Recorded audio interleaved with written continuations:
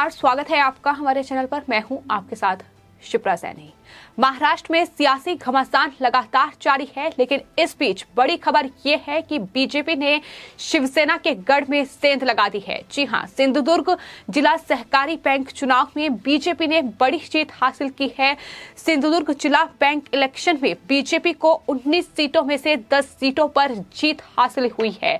यानी पहले के मुकाबले ये जीत एक बड़ी जीत है, क्योंकि बीजेपी ने +9 सीटें हासिल की हैं। यानी पिछली बार महज 1 सीट थी, लेकिन इस बार 10 सीटों पर बीजेपी ने कब्जा जमाया है। वहीं महाविकास अघाड़ी सरकार के खाते में महज 9 सीटें आई हैं।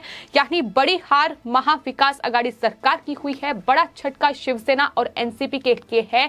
इस चुनावों में जीत के लिए तमाम पार्टियां एडी चोटी का जोर लगा रही थी। आपको ये बता दें, जो नतीजे सामने आए हैं उसमें जो बैंक के मौजूदा चेयरमैन हैं सतीश सावंत, उसकी हार हुई है। सतीश सावंत जो कि नारायण राणे, केंद्रीय मंत्री नारायण राणे के करीबी रहे हैं, लेकिन इस बार सतीश सावंत की ओर से तमाम भरसक कोशिशें ये की गई कि वो किसी तरीके से इस चुनाव को जीत जाएं। वहां उन पर आरोप ये भी लगे थे कि जब वोटिंग हो रही थी तो वहां उन्होंने फोन का इस्तेमाल किया था। यानी तमाम हथकंडे अपनाए गए, लेकिन बावजूद इसके करारी हार सतीश सावंत की हुई है। और ये भी बता दें कि इस पूरे चुनाव में जो नारायण राणे के बेटे हैं नितेश राणे, उन्हें फंसाने की तमाम षड्यंत्र भी रचा किया है। यहां तक कि नितेश राणे पर एफआईआर तक दर्ज की गई है एक मामले में। जो सतीश सावंत का चुनाव का पूरा कार्यक्रम देख रहे थे संतोष परब, उन पर हमला हुआ था, जिसमें ये कहा गया, ये आरोप लगाए गए कि दरअसल नितेश राणे उस हमले में शामिल थे और इस पूरे मामले में नितेश राणे को फंसाने की तमाम कोशिशें हो रही हैं। महाराष्ट्र की सड़कों पर बड़े बड़े पोस्टर उद्धव ठाकरे सरकार की ओर से नितेश राणे की तलाश में लगाए जा रहे हैं ताकि उन्हें गिरफ्तार किया जाए।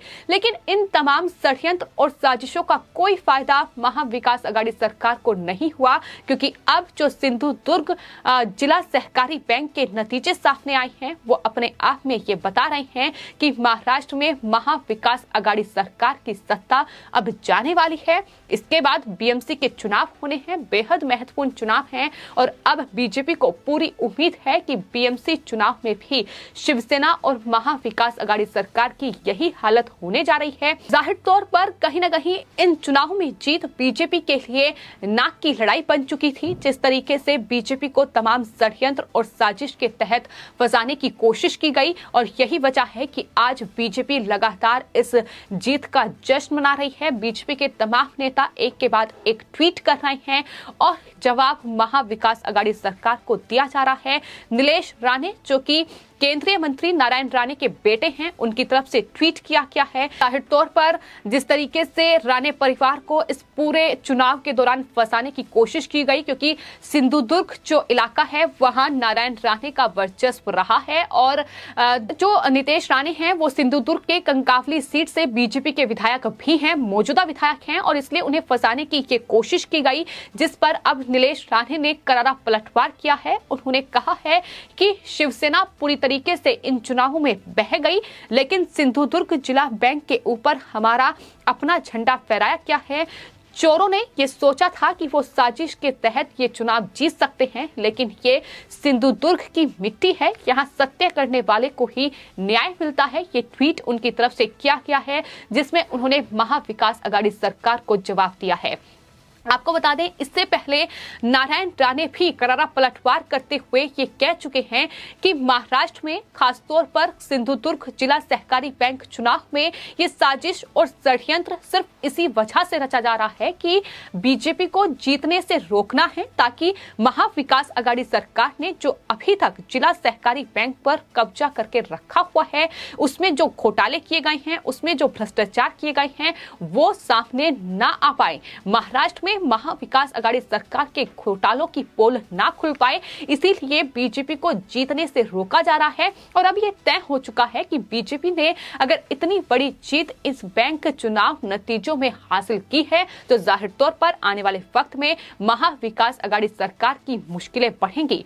एनसीपी जिसका खास तौर पर कब्जा जिला सहकारी बैंक पर रहा है और हमने देखा है कि किस तरीके से महाराष्ट्र में सहकारी बैंक में घोटाले होते रहे हैं और उसका खुलासा भी होता रहा है, तो माना जा रहा है कि अब मुश्किलें बढ़ेंगी और कई नेताओं के बारे में खुलासे भी हो सकते हैं। यही वजह है कि उद्धव ठाकरे सरकार पूरी तरीके से लगी हुई है कि किस तरीके से बीजेपी को जीतने से रोका जाए, लेकिन नतीजे ये साफ तौर पर बयां कर रहे हैं कि महाविकास अघाड़ी सरकार की मुश्किलें आने वाले वक्त में बढ़ने वाली हैं। नीलेश राणे के अलावा अतुल भातखलकर जो कि बीजेपी के नेता हैं, उनकी तरफ से भी ट्वीट किया गया है और उन्होंने लिखा है कि सिंधुदुर्ग जिला बैंक के चुनाव में महाविकास अघाड़ी सरकार पूरी तरीके से धुल गई है।